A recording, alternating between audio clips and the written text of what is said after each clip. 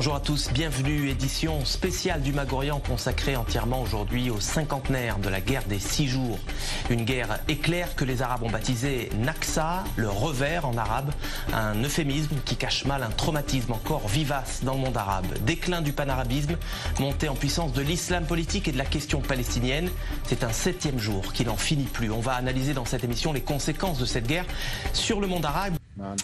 Moshe Dayan, Yitzhak Rabin, Uzi Narkis, autant de noms associés à la victoire militaire israélienne en 67. Mais si je vous disais que le roi du Maroc, Hassan II, avait aussi contribué à la victoire éclair de l'État hébreu.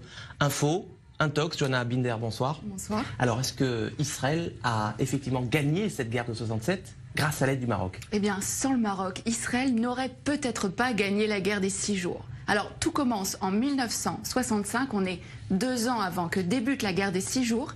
Les grands leaders du monde arabe se retrouvent à Casablanca. C'est le 3e grand sommet de la Ligue arabe. Alors, vous vous en doutez, le Mossad ne fait pas partie de la liste officielle des invités, mais il est là et il va recueillir des informations cruciales. Il y a un protagoniste, c'est Nasser, le président égyptien, le leader de la coalition arabe. Alors dans quel état d'esprit est-il à la veille de cette conférence? Il déclare à Assouan en février: l'année 1965 est la plus dangereuse des années de la lutte arabe. Israël prétend que les Arabes s'apprêtent à perpétrer une agression. Cela signifie qu'Israël a l'intention de nous attaquer. Nous devons donc être prêts à riposter. En septembre, donc quelques mois après, a lieu ce sommet de la plus haute importance. À l'ordre du jour, l'état des forces armées des pays de la Ligue arabe, avec cette question: sont-ils prêts à faire la guerre contre Israël? L'autre homme clé de cette histoire, c'est Hassan II, le roi du Maroc. Il va permettre aux renseignements israéliens de connaître ses ennemis. Et c'est à ce moment-là que le Mossad va donc entrer en action. Oui, absolument. Le Mossad va donc préparer cette opération en amont de la conférence. Plusieurs jours avant, une équipe du Shin Bet et du Mossad, il s'appelle à Tsiporim, donc les oiseaux, vont occuper le dernier étage du très luxueux hôtel à Casablanca où sont attendus les dirigeants arabes et où va aussi avoir lieu la conférence.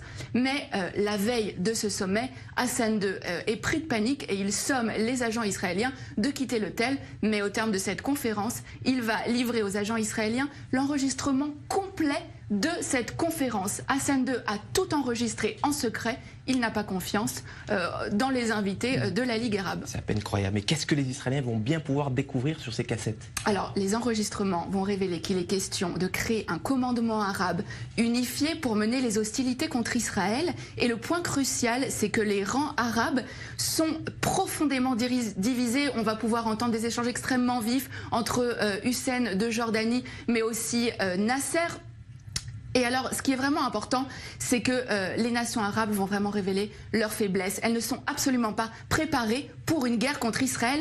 Et c'est vraiment sur la base de ces informations-là que Tsahal va lancer les premières opérations de la guerre des 6 jours en 67. Alors voilà un dirigeant arabe sunnite qui est censé être solidaire de ses homologues arabes. Pourquoi Hassan II a-t-il fait ce choix? Qu'est-ce qui l'a motivé? Alors, ce qu'il faut savoir, c'est qu'avant déjà ce sommet, le Maroc et Israël entretenaient déjà des relations stratégiques. Hassan II avait accepté que des juifs marocains émigrent vers Israël, en échange de quoi Israël fournissait une aide logistique au Maroc, notamment en formant ses militaires.